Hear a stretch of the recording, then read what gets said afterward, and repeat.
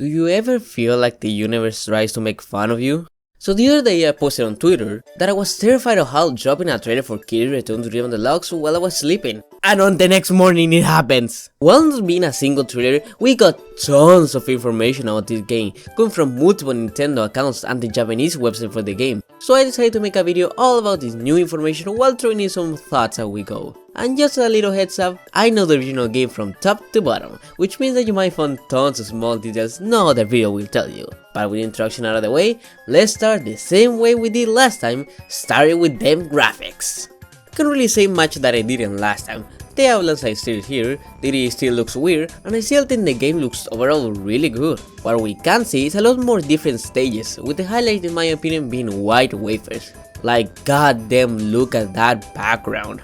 We also get better looks at other levels like Naughty Noon, Racing Ruins, and especially Onion Ocean, with sections not present in the original trailer like these underwater caves. We also got a pretty good look at the opening cutscene for the game and it looks stunning. Also, just like I praised last time, the log seems to keep every single detail in both the background and foreground, and that hasn't changed with the new levels being shown. So aside from looking way better, it's just Return to Dreamland. The Japanese website also shows us the main cast, with a really small look at how Magoland's ship look, and I gotta say I love that reflection on the ground, so beautiful.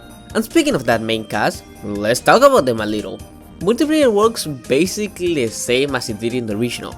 Player 1 will always be Kirby, and the other 3 players can jump in at any time at the price of 1 life, and they can choose to be another color Kirby or one of the 3 other characters. What's noteworthy about the other Kirby is that in the website we can see 3 boxes of different combination multiplayer. What's strange is that if we look at the second box, we can see the 4 Kirbys in order, and looking at the colors it means that it goes player 1, player 2, player 3, and player 4.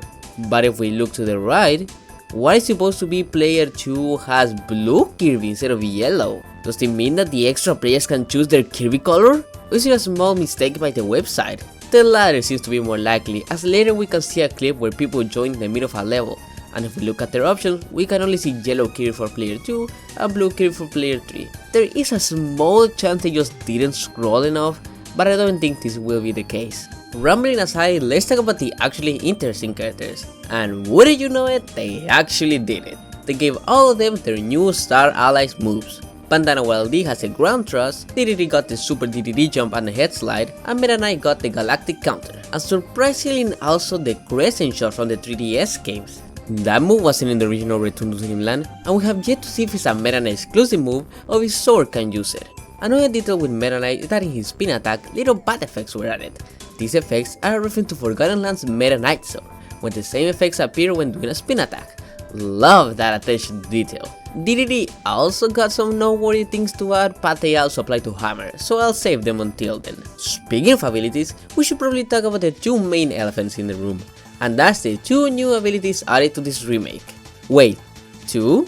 That's right! Aside from Mecha that we saw from the other trailer, there is yet another ability being added. Let's take a look at San. Following the trends of other elemental abilities like Fire and Spark, San has a tiara/metal headband with the elements coming out of it like a crown or hair, in this case being San. Aside from the render that looks a little weird, I really like how it looks in game. That effect of the San constantly moving like a waterfall looks great. For the moveset, we have a 2-hit jab combo, a sandstorm attack, a dash attack, 2-hit upwards attack where Kirby builds a sandcastle, a move where Kirby hides in a pile of sand and then comes out with a rising attack, and a charge move where Kirby launches a sand hand that can grab things through walls very similar to the whip grab. So while we don't see it grab an enemy, I bet it will also work as a command grab, just like said whip mode. There's also this fist move shown in a screenshot, not much info on that, but it looks similar to Rock's fist attack. Also here's the element that gives you the ability. He's really cute. As you probably noticed, San works as a combination of multiple other abilities. The Sandstorm and hiding moves are very similar to Leaf, the dash attack to water, and the previously mentioned charge move to whip. And that does make it a little less exciting, but it's still a really cool addition that I can't wait to try. Mecha also got some new things to show. Aside from the moves we already seen, Kirby can also launch Fireball. He has a hover move similar to Jet, there's also this close range melee attack, and just in case you didn't think it was just a big General Metal reference, you can drop down electric bombs just like said boss could. Mecha seems to be their favorite of the two, but I usually like more close range abilities, so Sun seems like the more fun of the two for me. But either way, they didn't need to add any ability, yet they made 2 new ones that look great. Just from that alone, this game seems to be a blend of the same Return to Dreamland we know, with some small but fun additions that don't take away from the main gameplay that we fell up with all those years ago.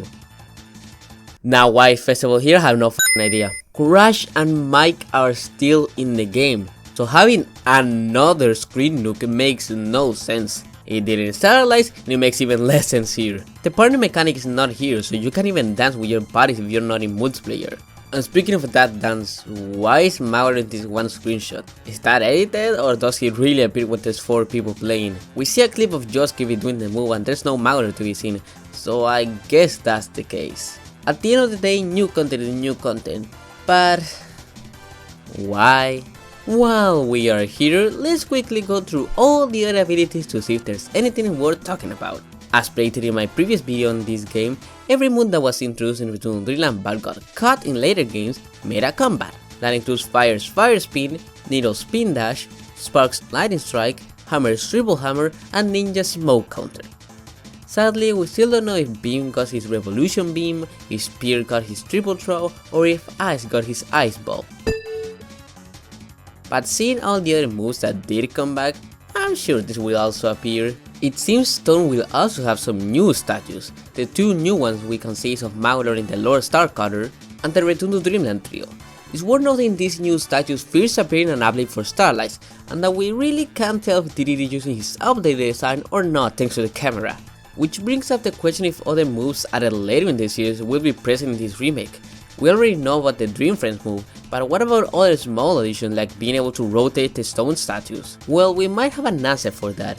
In both the Hammer clip and the DDD clip, we can see Kirby/DDD charging up Hammer Flip. This move was introduced in Starlight, and thus it did not appear in the original game, which might mean that other new moves also might be added. But goddamn, I hate the charge! It made Hammer Flip so slow and beautiful in Starlight, basically ruined the ability for me. Please tell me they will change it in here. Sadness aside, there is still a little bit more to discuss regarding abilities, or should I say super abilities. We finally get to see how the super abilities look in action, and my god, these are incredible. Each one of them has a new transformation cutscene and they are so dynamic, I love it. And all those effects look beautiful, especially the Flare Beam and Monster Flame. I mean, even the Super Melee looks cool. But yeah, aside from the great visuals, there's only one thing to talk about here. In the Snowball clip, there's a button prompt to activate the ability, but fans of the original will quickly point out that in the original, you couldn't activate it by pressing a button, you had to shake the Wiimote. Is this another indication that motion controls are not in the game? The last thing is a confirmation that challenge stages are back.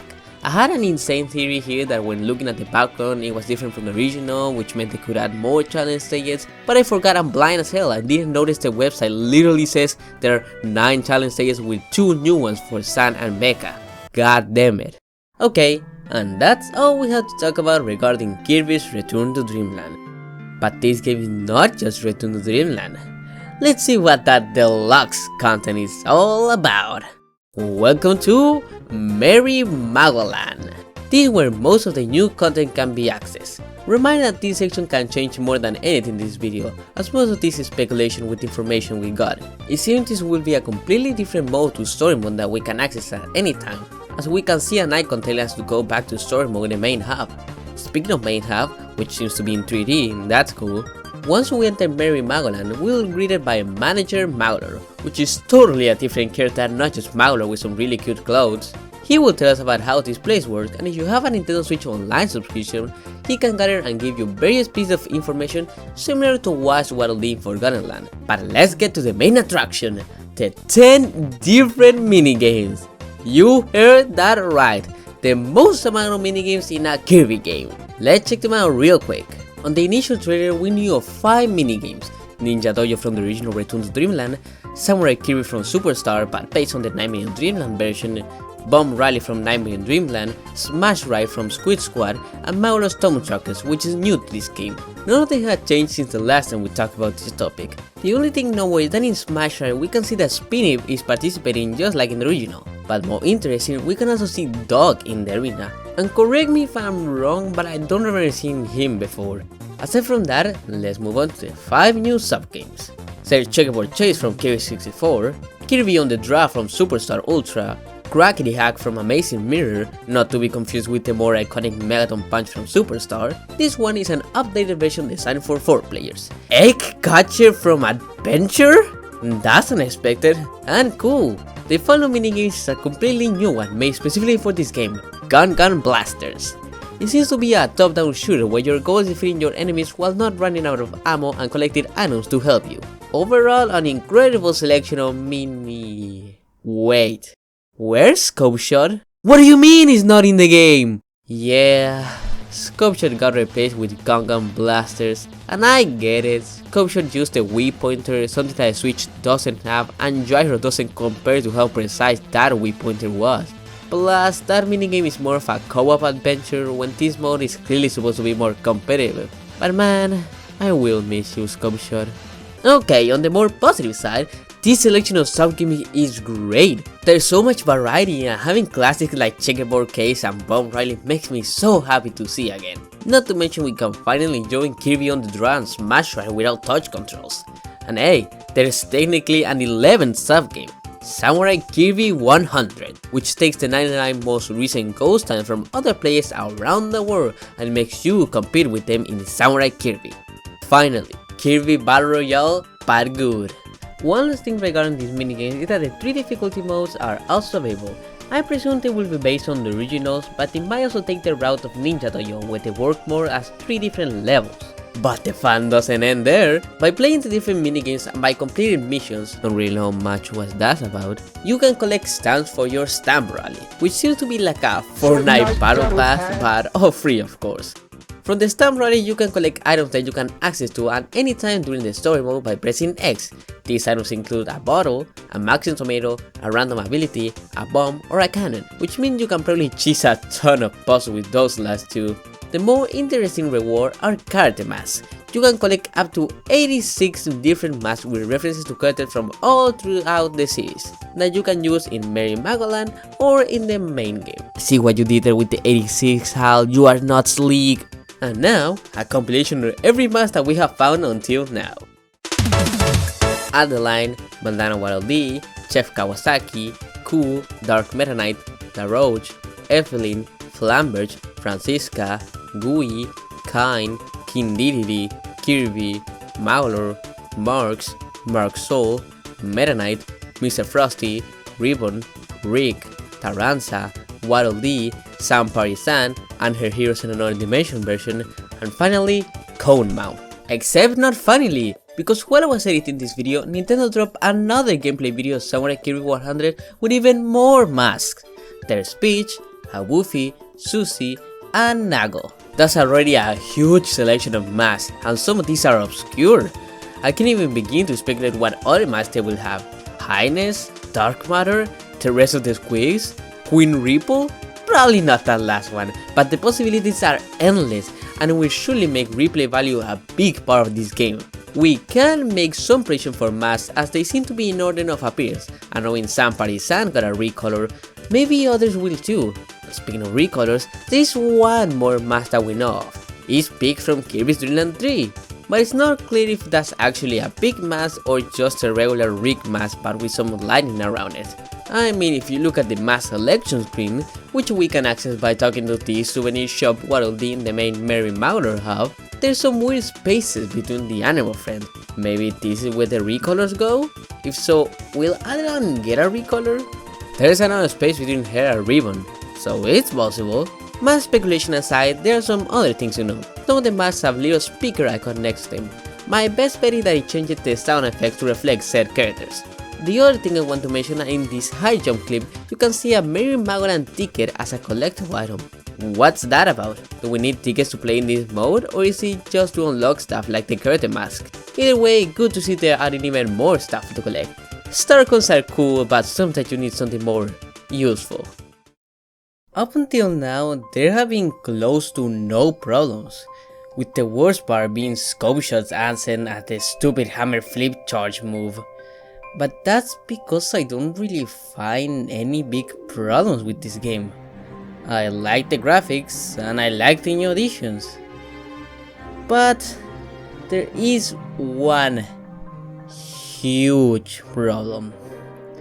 Something that I've been hiding for a while. Something that was revealed from day one in the Japanese website. Aside from Samurai Kirby 100, there is no online multiplayer in any mode.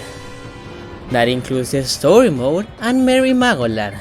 And man, I'm going to be honest, in the year 2023, this is just sad. And it's the biggest blow against this otherwise great remake of a beloved title. Yeah, it would have sucked anyways because it's Nintendo HAL, name a worse online duo, but at least the option would have been game changing. And seeing how 90% of the new stuff is aimed at multiplayer experience, it's crazy to think that they even tried to make it online.